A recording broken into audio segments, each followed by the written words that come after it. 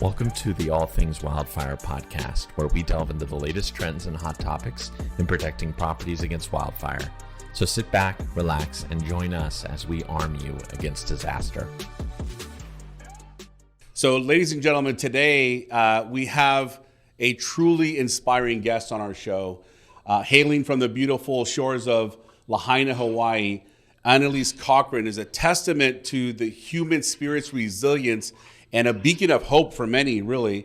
She's experienced the devastating Lahaina wildfires firsthand and has emerged from it with tales of courage, strength, and really an undying spirit. So please join me in warmly welcoming Annelise Cochran to the podcast.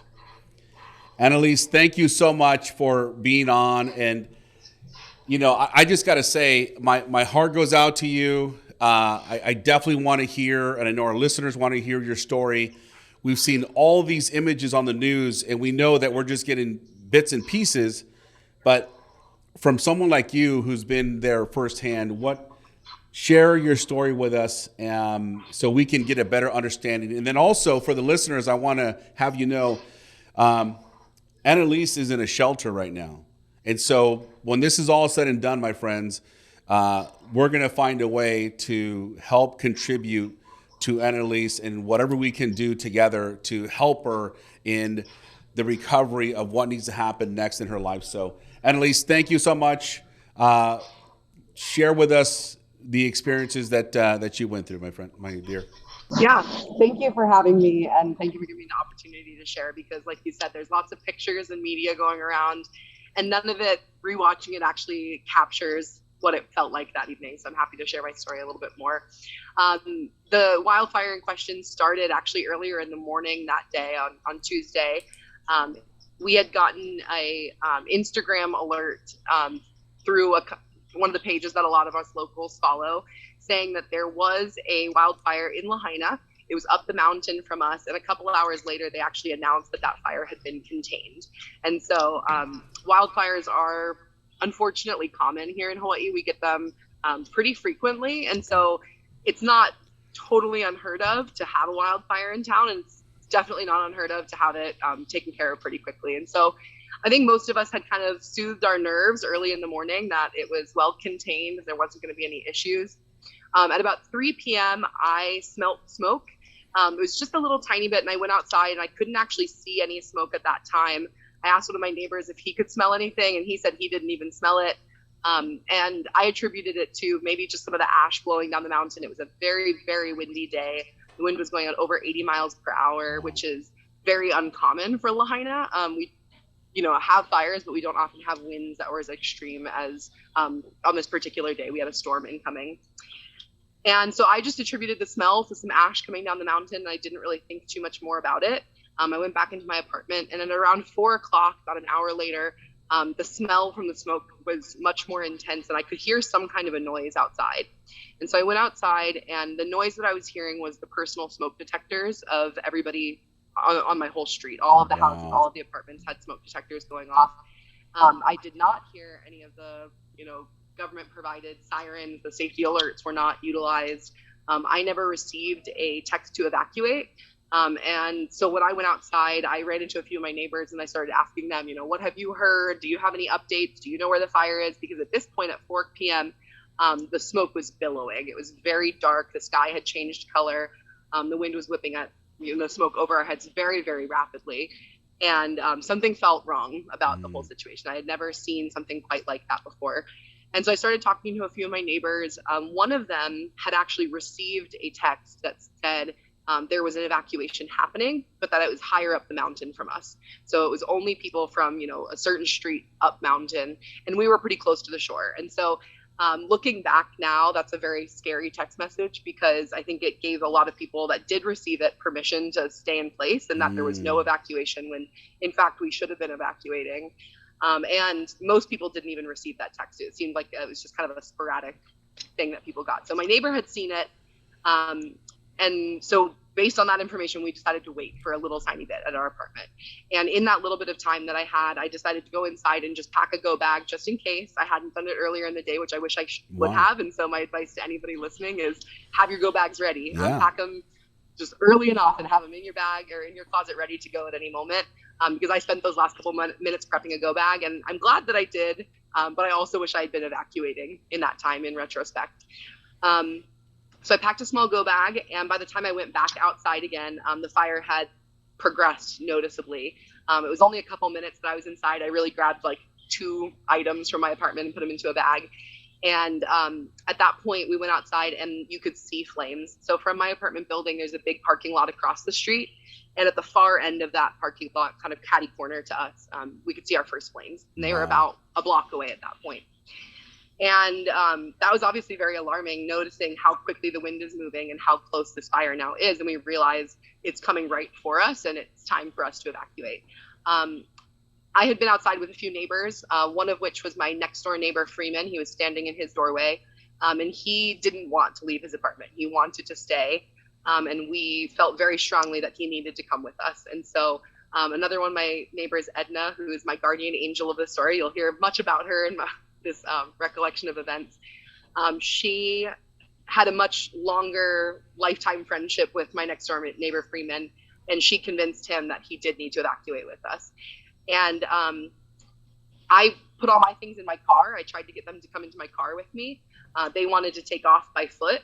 And by the time that they started taking off by foot, I had watched I don't know what other word to use besides a firebomb, a big piece of debris actually ejected itself out of the fire and went completely over the parking lot that was on fire across the street from us, completely over the parking lot that I was in, and landed in the parking lot on the other side. So it traveled about 3 blocks. Oh my goodness. It was about the size of a boulder, and when it hit the ground, it lit everything up in flames. And so pretty quickly we realized this was escalating rapidly, and the flames were in the parking lot that they had just taken off on foot through. And so I jumped in my car. I started to drive down. We had discussed where we wanted to go. From where we had been originally, it seemed like the fire was kind of coming from sort of not the true south, but sort of south of the on our highway.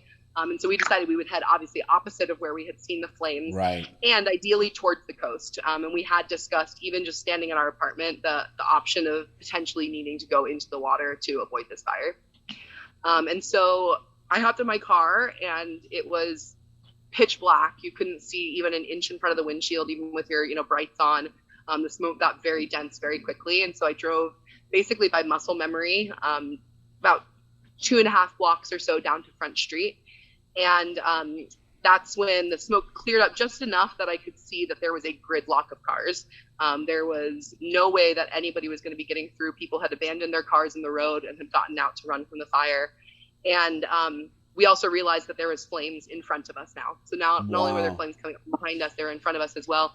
And I think the best way to describe it is almost like we were tucked right against the coast, and there's sort of this horseshoe shape of fire kind of closing in directly on the area that we were in. And so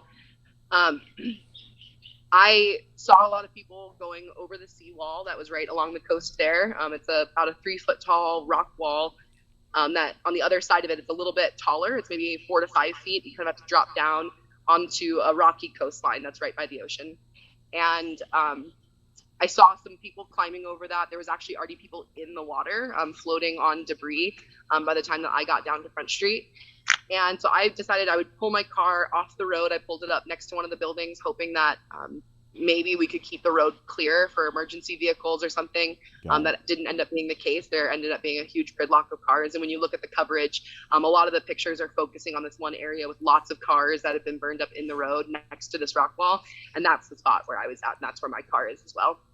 And I decided I was going to stay in my car for a moment. I recognized that already the smoke was getting really intense. And I think I knew in that moment that especially with the cars being there, that we weren't going to be able to be rescued until the majority of the fire had burned. And I noticed that I was already having trouble breathing, and it was only going to get worse over the coming hours. And so I had just a small amount of fresh air in my car for my AC. And I decided to stay in my car for a few minutes. The building that I was next to hadn't caught fire yet, but the buildings on either side of it had. And so I decided to wait until the building that was right next to me began to smolder. And at that point, I would grab my bag and I would jump into the ocean.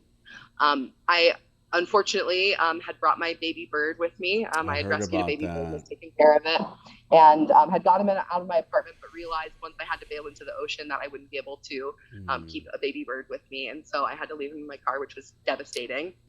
And so once that building next to me started to smolder, I grabbed my bag, I hopped over the rock wall. Fortunately, in that time that I was waiting in my car, Freeman and Edna from my apartment building had made their way on foot down to the same exact spot that I was, and I saw them. So I called out to them.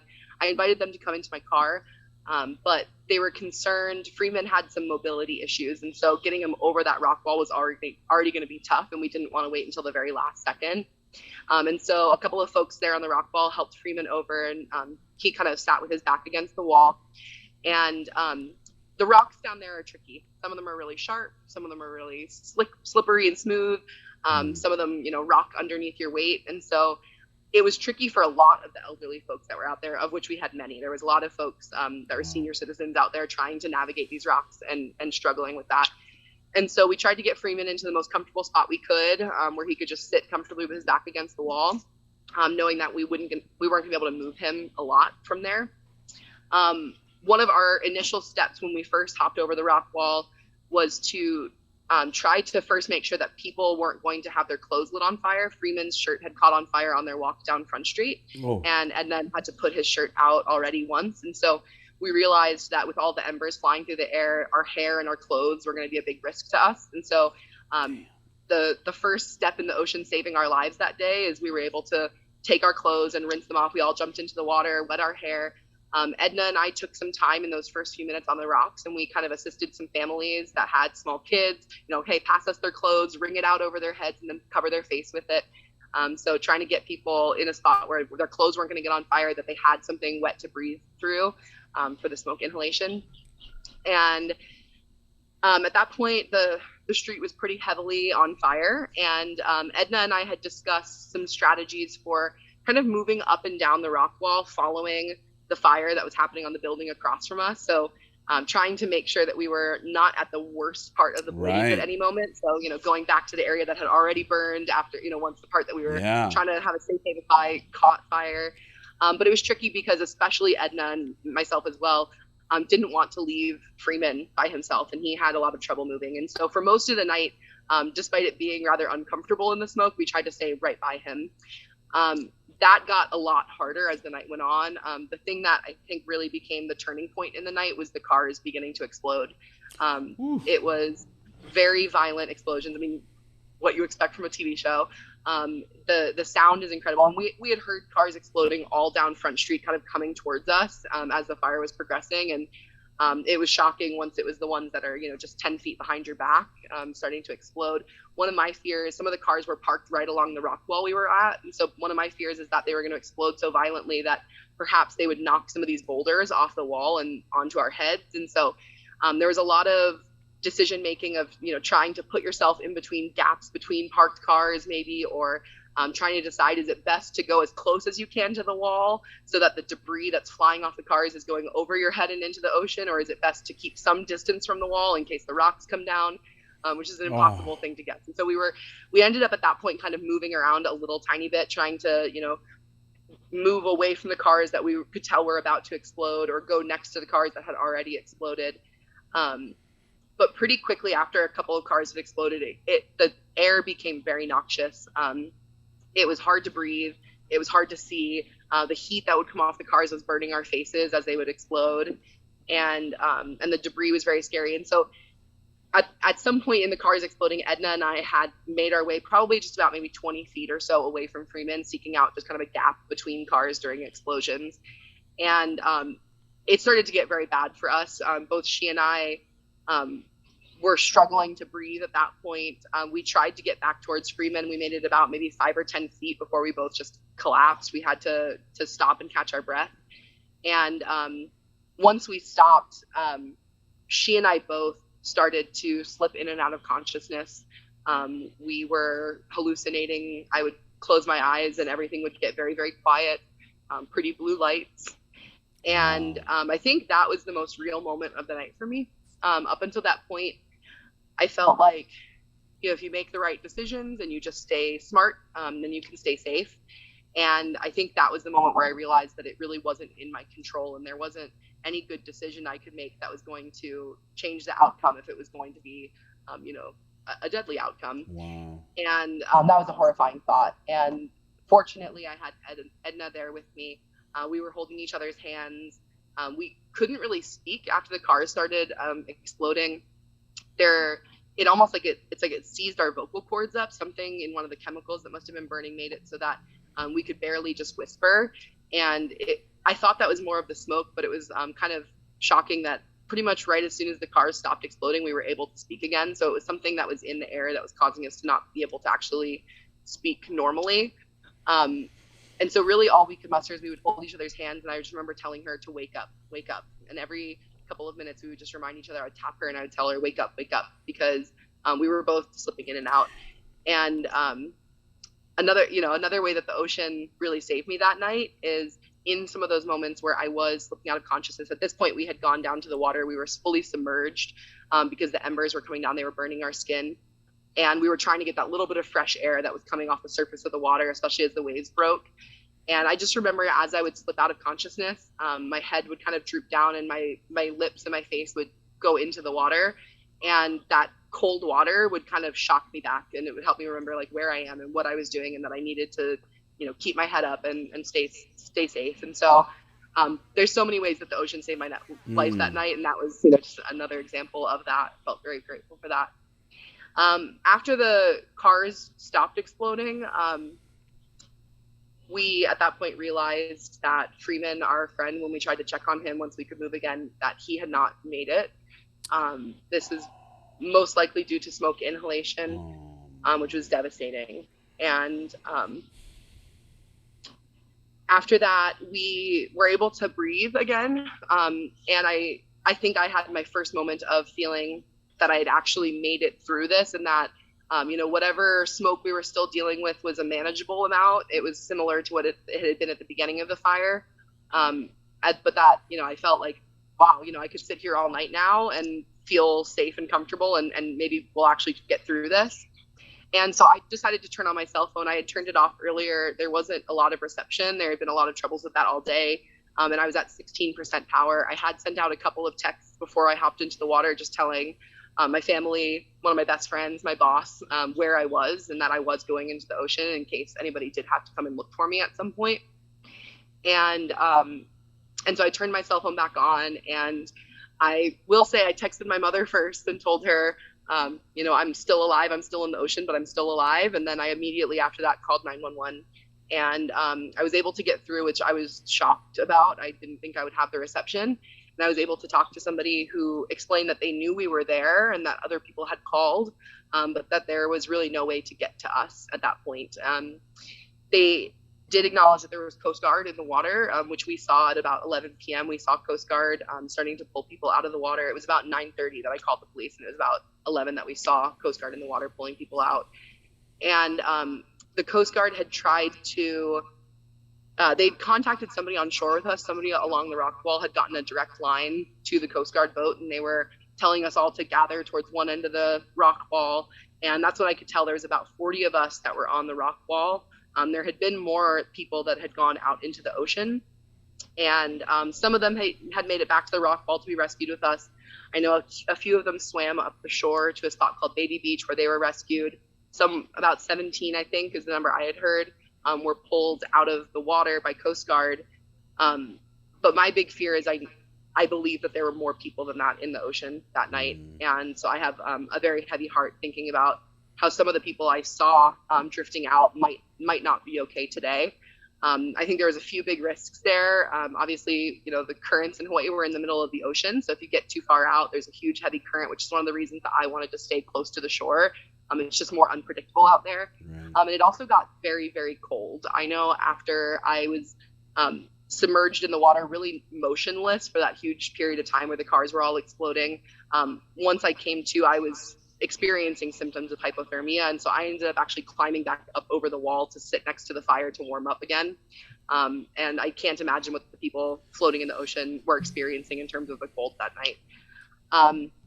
The Coast Guard that were there at about 11 had made an attempt to come and get us, like I mentioned, but It was a little bit too shallow. They were struggling to get in. One of the other boats that had been on the water that night sent out 2 of their crew on surfboards to paddle out to us, and they were offering to bring us out one at a time on a surfboard back to the boats. I was a little bit devastated by that because I had kept this go bag with me all night, and I had been tending to it all night. As embers fell on it, I would run out of the water and I would try to keep my bag from catching on fire. And I was one of the few people on the rock wall that had managed to actually keep belongings through this whole ordeal. And it was things like, my passport, my social security card, and things that I didn't want to just get onto a surfboard and lose into the ocean after keeping those all night. It was the only things I still had. And so I just remember closing my eyes and praying that somebody else would come to save us and we wouldn't have to flee by ocean. And fortunately, we saw the lights of a fire truck about a half mile away down the road, right about the same time. And that was the most relieving feeling I've ever felt in my life. I would never have expected that in a fire like this, you would have to wait up to 8 hours to see a fire truck. But it was such a quick moving fire in such a packed area. I can only imagine how hard it was to actually even get to us. So the firefighters, I shouted to people asking them to flash lights, if they had lights, to flash them at the fire trucks. And this one man wanted to get on the surfboards very badly. He expressed how much he wanted to get out of this area. And so he said, I don't even want this anymore. And he threw a headlamp at me, and then he climbed on a surfboard and they took him out to sea. And he left me with this headlamp. And so I began flashing the headlamp at the fire trucks. I did, Morse code SOS with my hand over the light. And a couple minutes later, firefighters were able to run out to us. The road was still blocked. It was full of debris. You can see from the pictures, things like cars were being welded to the ground. They're melted onto the road. There's glass everywhere, down power lines. I had given up my shoes to somebody who had lost one and was having trouble walking. And so I have, burns and cuts and things all over the bottom of my feet and legs. And there's some news coverage of that. If people can Google my name and see pictures of that if they're interested. And so I felt very grateful to see those firefighters. They walked us through all the debris over to their truck. And the plan was that they were going to bring us to a bus that would bring us to a shelter. And unfortunately, by the time that we hit the road, we actually couldn't get through the fire to get to the bus. And so they ended up having to drop us all off in a parking lot that was surrounded by fire again for probably another hour and a half or 2 hours until they were able to rescue us again. And actually bring us through the fire to the bus. So it was one of those glad to be rescued and then immediately back into the fire again. So it was quite an ordeal, and obviously horrible for the loss of the people that we loved there. Only one person there on the rock wall we lost that night, but the whole night we were thinking about all of the people of Lahaina town that must have gotten stuck because we had almost so nearly gotten stuck ourselves. And so mixed bag of gratefulness to be alive and a lot of horror for our town. Wow. Annalise, look, I've got a ton of questions that I've written down, but man, the way you tell the story, it's very it's action packed, and you're doing what you have to do, and I would just imagine there's a ton of adrenaline going through your body as you're making these things happen. Can I ask you a few questions? Is that okay? Absolutely, sure. Okay. So, God bless Edna for being your guardian angel, and man, our thoughts and prayers, to Friedman and his family. So sad to hear what took place there. So let me ask you, when you were evacuated, when you decided to evacuate and you got into your car, you're right. All we see is this line of vehicles on the news, and we see them burnt. And all we see is just lines and lines of vehicles.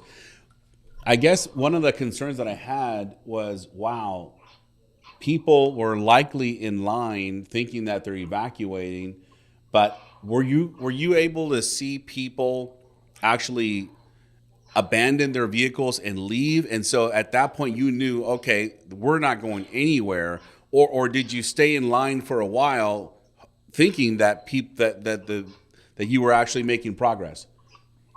I did stay in that line hoping I was making progress for a little while. In fact, a tourist came and knocked on my window and climbed in my car momentarily.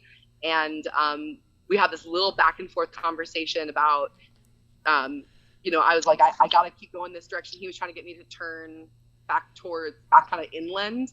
And I was trying to explain to him that, hey, I just came from there. There's fire there too. That's not a safe option either. And he was very concerned. He was the one that was actually expressing to me before I realized we're not going to get through here. He began expressing to me like, this traffic is not moving. We're not going anywhere. The fire is coming very quickly. And so he ended up actually getting out of my car long before I abandoned my car. And I watched him run forward on the road, and he ran pretty nearly into flames, and then came around a minute later, ran back past my car and said, we can't go that way. It's all fire. I was like, yeah, I know, man. I can see it. It doesn't look good. And then he turned around and he ran the other way into the fire. And I have not seen him since. I've been looking for his name on our missing persons list. Haven't seen it on the missing list either, which is great, but I have not actually been able to see him in any of the shelters and confirm that he did make it out. Okay. Wow. He was not rescued on the rock wall with us. And so I think that conversation and watching him run into the fire and then run back and kind of confirmed to me like there is a wall of fire up ahead of us. That's really the moment where I turned my car off the road and said, I'm not gonna wait. I'm gonna start clearing the road and encouraging anybody else that's on the road to kind of clear the road out at least. And we were able to convince a couple people there to like pull their cars up onto the side of the road. Obviously, it didn't make a huge difference in the long run. Wow. And so, yeah, from that thought, we could see people getting out of their cars. I saw people, grabbing possessions and hopping over the rock wall, especially as I kind of waited there for that minute and trying to soak in that cool air for just the last second that I could. You definitely did see people abandoning their cars and getting into the water. And so that's another question I had. Like you said you pulled over and then you stayed in the car for a moment, right? And you're trying to breathe some clean air, but you're just also about to leave your bird also, right? So I'm just trying to understand, oh my gosh, like you are having to make some quick decisions. What am I going to do? All of that's going on. What were you thinking? Like, what was going on in your mind? Like, what were you processing? So in those couple minutes in my car, I fed my bird one last little meal. Aww. And then I started to actually go back through my go bag, because I realized that I had packed my go bag with the intention of I'm going to get in my car and me and my car and my go bag are going to make it out of here all together. And when I realized we really are going to go into the ocean, I realized I need to make my go bag smart for the water. And so I started actually going back through it and making some last minute decisions of what wasn't truly important so that my bag could be smaller, so that if I needed to hold it up over my head or something, it was a little bit lighter and I had the ability to. So I went back through at the last second and got rid of my laptop and got rid of a few other things that I had originally put into that bag. And I tried to, earlier that day, I had been going through the car with a trash bag and picking up just some little things that had been in there. And I had left this trash bag with just a couple small pieces of trash in the car. And I realized that. And so I dumped out the trash bag and I started putting all of my documents into a trash bag to put inside of, I had a giant IKEA bag was my go bag. God bless IKEA bag, $1.99. Waterproof. Man, I could be their saleswoman after this, because that thing, wow, that thing was awesome. That thing was really, really great. And so I was just trying to double line all of my stuff to keep it waterproof, trying to keep my bag light. And so pretty much every moment that I had in the car, I was either trying to spend a moment with my bird, or I was trying to lighten my bag so I could get out safely. Wow, powerful. So now you get to the rocks, to the wall, you're climbing over, and you and Edna are helping Friedman get into a place where he's positioned, where he's a little more comfortable, doesn't have to move that much. But you also mentioned that embers were flying and igniting your clothes, and you were helping some of the children kind of douse their clothes and wet their hair. Can you expand a little bit about what was going on with the embers? Because we did see embers flying everywhere, but the fact that you're saying, it was igniting people's hair and their clothes, really kind of hard to understand. Yeah. One of the things that's been kind of shocking to me going back and watching videos, the embers is one of those things that I feel like doesn't translate in video the same. Even some of the videos where you see them whipping through the air, nothing compares to being there in that moment. The videos are shocking to me because they're so they're clear and you can see things, but in the moment you're squinting your eyes and there's smoke everywhere. And so the visibility that you see in videos is not the visibility that we had there that night. And a lot of the videos that I'm seeing of the embers flying through the air, I can tell what part of the night it was in. And all of those videos that I've been seeing are at the parts of the night where it was less intense, because I think when it got very intense, everybody was focused on survival. And so a lot of the videos I've seen are, small little embers whipping through the air, and even those would hurt. They would burn your skin. I have many little tiny burns all over me. They would leave little pock holes in your clothes. My go bag has holes that are burnt through the 2 layers of bags that I had, and then I had a plastic folder in there, and I have a spot where it burned through 2 holes in the bag and then through my plastic folder as well. And so, there's no understating, the danger of even the smallest of embers. But one of the things that was horrifying from that night is some of the size of some of the, I wouldn't even call them embers. It was flaming debris.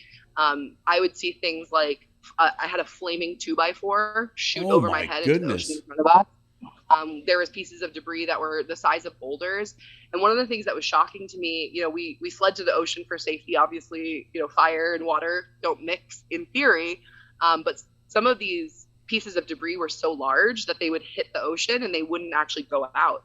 And so then the waves were washing in pieces of flaming debris at you that you had to then, put water on top of while you were trying to get away. Or sometimes you would be, see a piece of flaming debris coming at you and you'd back up on the rocks just to realize you've now sat on a hot ember that was sitting on wet rocks behind you that should have gone out. And so I have tons of injuries from backing up onto embers or embers floating into me without realizing. And so I think that was one of the things that kept us most on our toes throughout the night. People's bags were catching on fire on the rocks from embers falling onto them. So, every 10 minutes you hear somebody shout, fire, fire, fire. And somebody would run up the rocks and start tamping out one of the bags that was up there. And so the embers were something that we were constantly fighting off all night. And that's one of the things that I feel like the videos don't do any justice at all. What a great point that you say, when people are taking video and you're able to see it now after the fact, it's a different view. Not only was it not the most impactful time that people are videoing, but when you're there, you're squinting. You don't have the same visual, 100%. Like, that makes so much sense. And I think we all need to take an account and understanding that these are the things that you've experienced. Like, you could help a lot of people, Annalise, with really understanding the impacts of really what could take place if they're ever caught in a well, situation. That's the purpose I feel like I gained from this is I have this unique experience. And prior to this, I had already been a safety person. I worked on boats. I was a mariner. We do tons of safety training. I feel like my knowledge of the ocean helped protect me that night, realizing that I didn't want to go off into currents that were really, really intense. And so I've always been a little bit safety minded. My dad was an Eagle Scout. That's one of the reasons I think I had some of the wherewithal in some of those moments to make some quick decisions. And I recognized after this that, not everybody grows up a mariner or with an Eagle Scout father, and anybody could have found themselves in this position that I was in. In fact, many people did. And I think prior to this, I would have always assumed that in a situation like this, you'll get evacuated. A fireman will come and get you. Something will happen. Somebody will save you. You're not going to perish in the fire. But this was a very startling moment for me to realize that sometimes you're on your own, and sometimes you are all you have to stay alive. And so it has given me this passion now to inspire other people to, while life is happy and life is good, you have your family members that you love, to take some time for emergency planning and to think about, what are the natural disasters that come into my area? What are my different evacuation routes? And what's my backup route if I needed to? Or what would I put in my go bag? And having some of those conversations, even with family members around the table, can be very powerful, because sometimes you only have seconds to make big decisions like that. And so that's one of the purposes that I've found coming out of this, is I want to really empower people to take their own personal safety into their own hands and learn what they need to protect themselves. I think one of the most joyful moments I've had since this whole experience, one of my friends told me that her mother hosted a swim class in their neighborhood in her pool.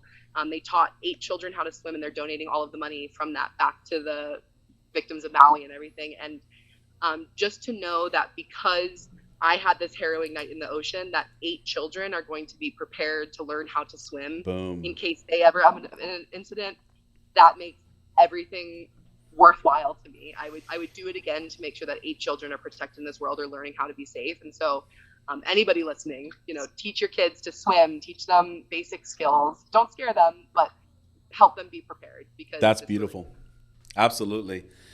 Wow. You know what? Look, I'm very honored to have you on, because you're already going to help a lot of people, our listeners. And I really do. I can tell you for a fact, our listeners are drawn to you already. Just listening to the heroic things that you've had to endure. I want to touch on a few more things.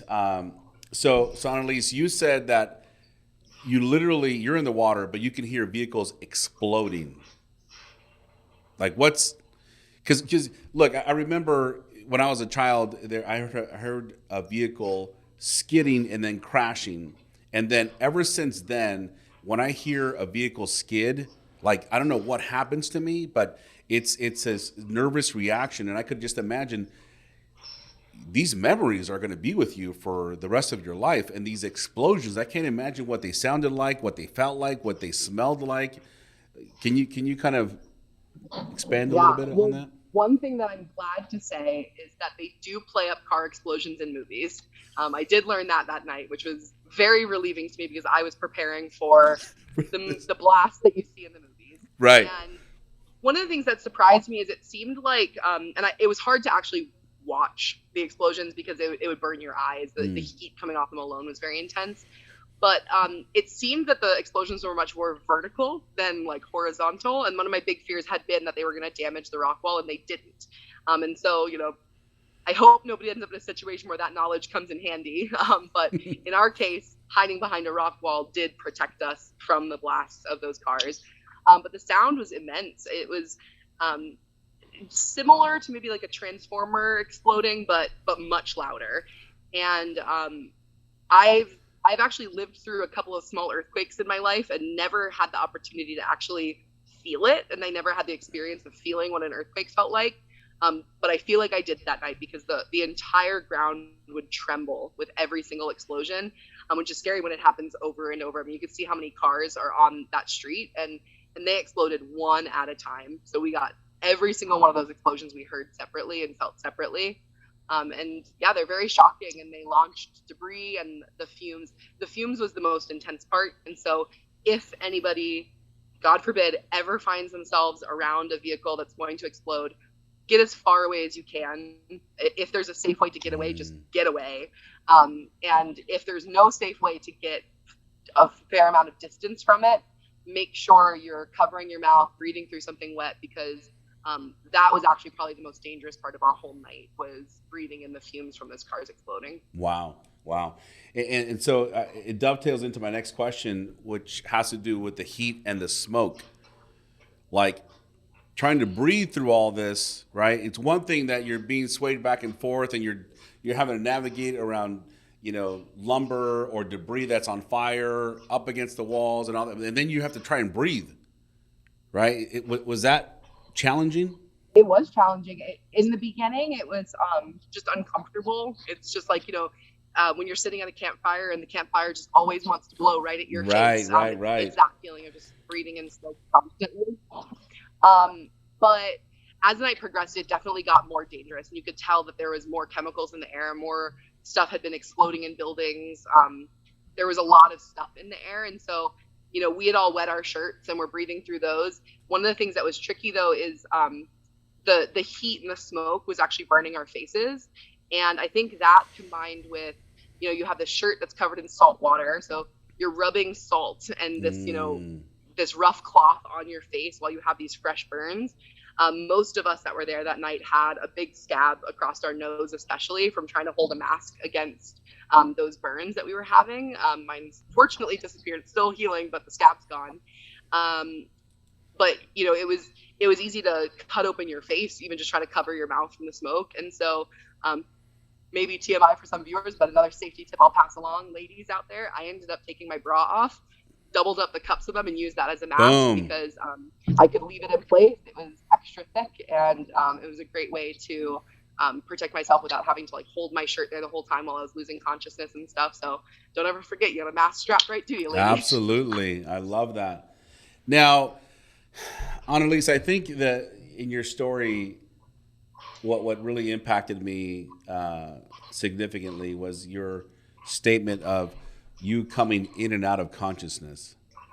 And up until that point, you are making quick decisions. You are doing what you have to do, almost reactionary.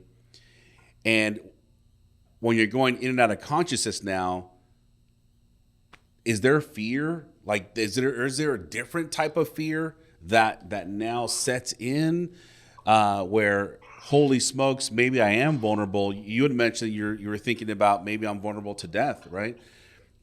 What's happening in those moments?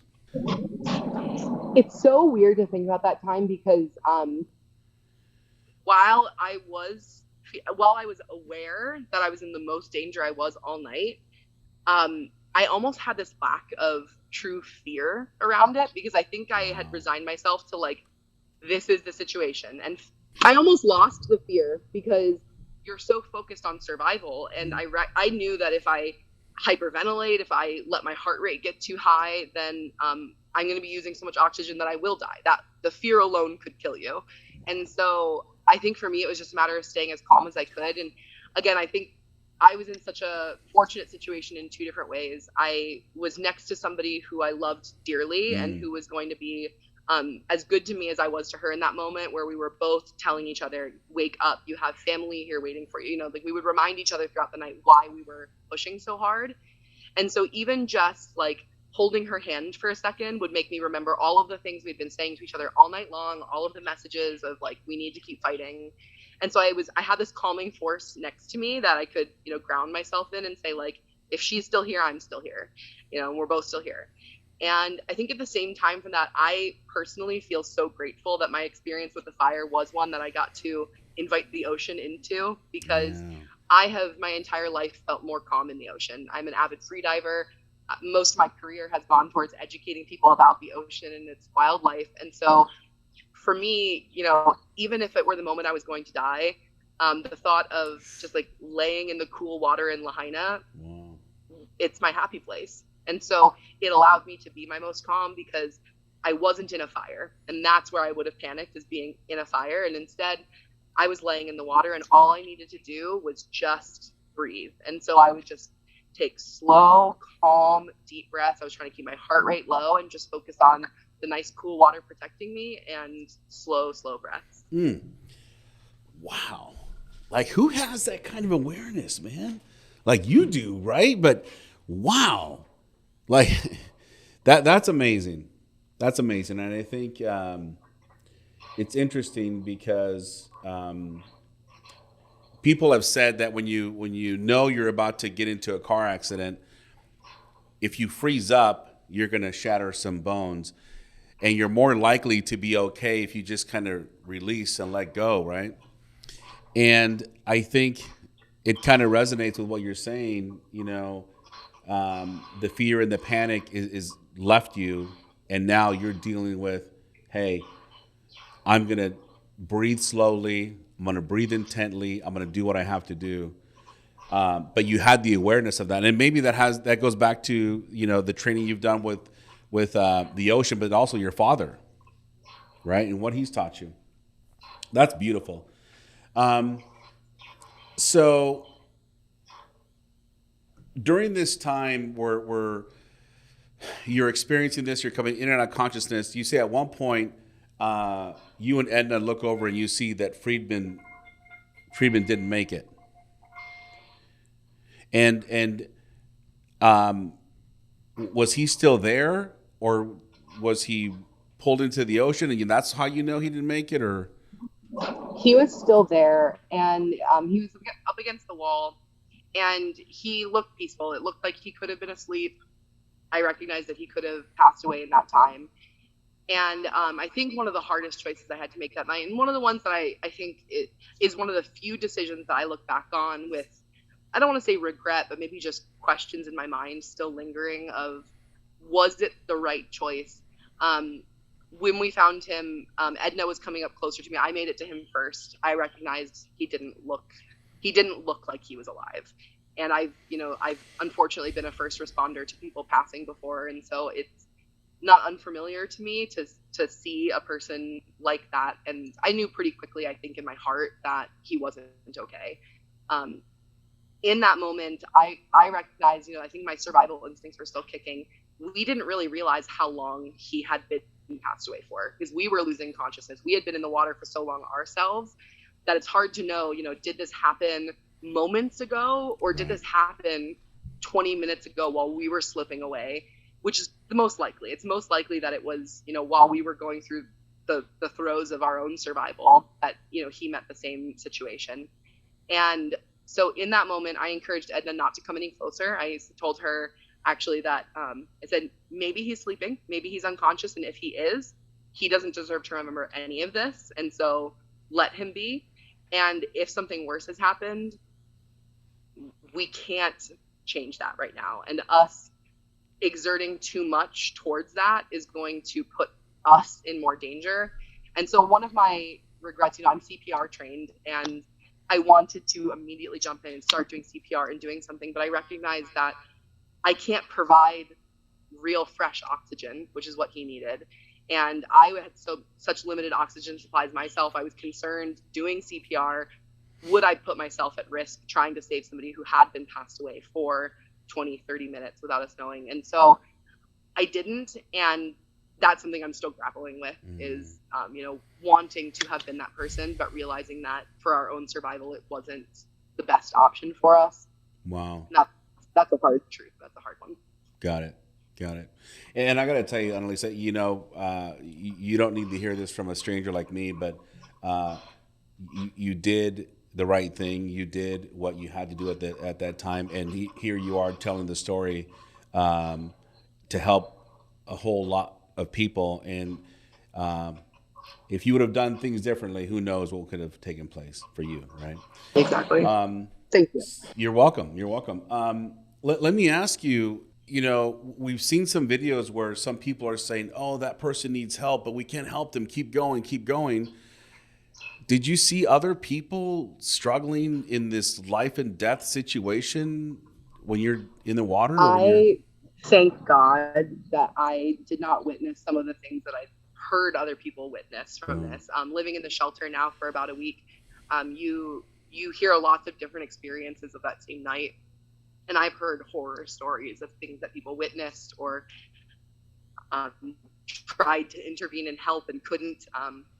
And there's a lot of those stories going around, and I think most of them are devastating for the families. So I don't want to share any of those too much.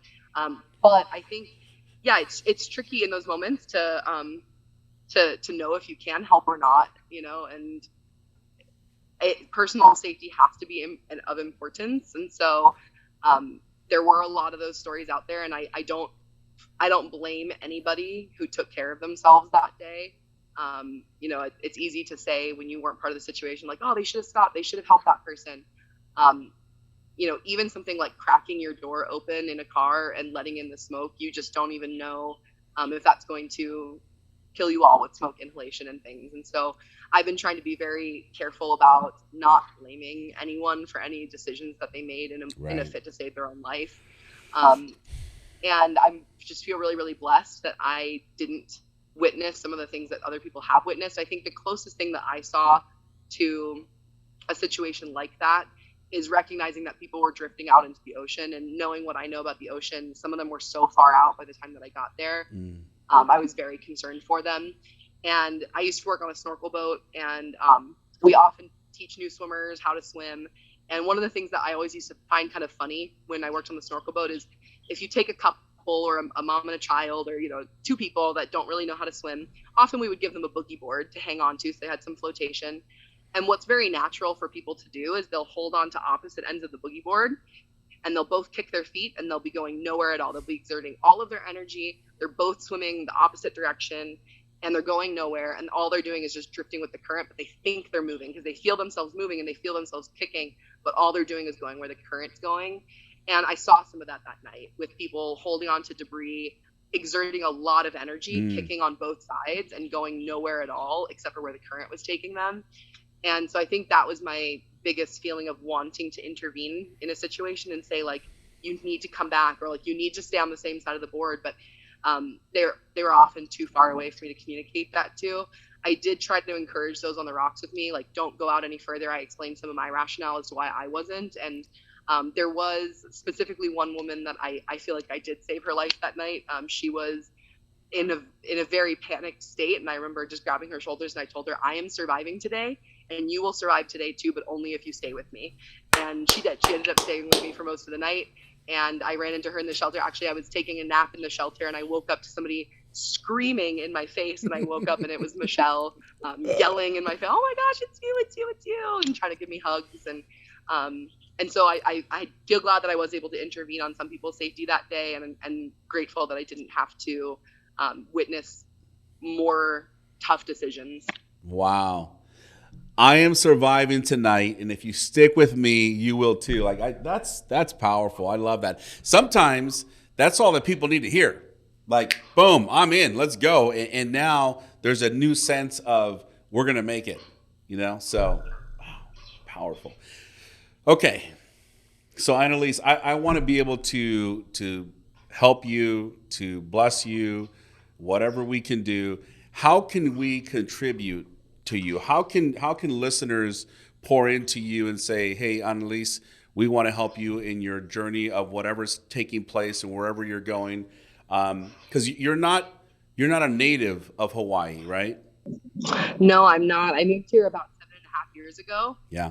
It does feel like my home. I've never loved anywhere as much as here, but I do have to go back and be with family for a little bit. Gives out some of those hugs, I realize. Yes, absolutely. And so, yeah, in terms of support, I mean, my heart goes out to my community right now. There's so many people. People, want to say, like, I've had the worst story because I clung to a rock wall and survived that, but I lived, and I have a generational home back on mainland. I have a family that's waiting to take care of me. And so I feel very blessed compared to some of the people in our community who've lost so much more out of this situation. Even if that particular evening wasn't as harrowing, the next couple of years of their lives will be much harder than mine will be. And so, I want to promote any local organizations. Red Cross has been helping us nationally. My company that I work for, Pacific Whale Foundation, is doing a relief fund. So if you look up Pacific Whale Foundation's relief fund, that's helping. Initially, it was designed to just help our staff that were affected, but we've been gaining so much traction on that fund that we're actually able to use it now to help our staff and our larger community. So that is actually a fund that will be giving back in more ways and supporting our organization through it, which is also great. I do have a personal GoFundMe. I can send you the link if you'd like. Yeah, please do. I want to put that up for sure. Definitely. But I encourage people to, give back to our whole community, and not just me, because I'm not the only person that's suffering through a big loss. And in fact, I'm probably suffering less of a loss than a lot of people. The other thing I would encourage people to do who are interested in giving or donating, there is going to be so much love and attention for this on this story for the next week. And I know at some point the media frenzy will die, people will forget, people will move on. It's going to take us a decade to rebuild our town, and our community is stretched thin now across the whole world. And so I would encourage people, if they want to donate, consider a small donation now, a small donation next month, a small donation next year, to keep people remembering that this battle's not over, and there will be support coming from the outside for a while to come, because I think it won't be long until people here feel alone in this fight. So some extended support will be kind. Yes, and that's so true. It's interesting because I run what's called the Passionate Life Foundation, and we contribute meals to families that wouldn't normally have a Thanksgiving. And so we do that every year. And part of my meeting with the board members yesterday was Lahaina is not going to be in the news in a few months.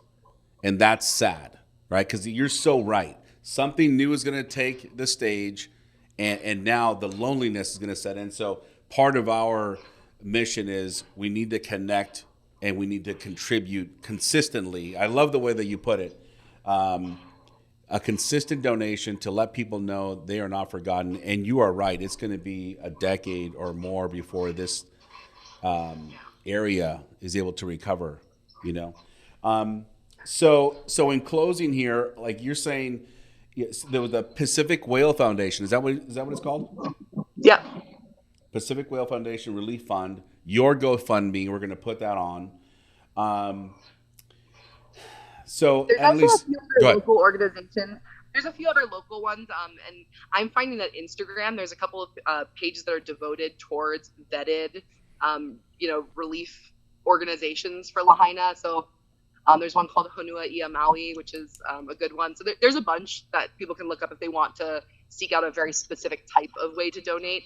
There's also entire Instagram pages that are devoted towards listing like the Venmos and the GoFundMes of individual families. And so it tells the story of each family, and you can actually scroll through. Maybe you find a family that looks like yours or feels like yours, that their story is one that you connect with. And there are pages devoted towards like specifically giving individual families support, if that's how you prefer to donate. Awesome.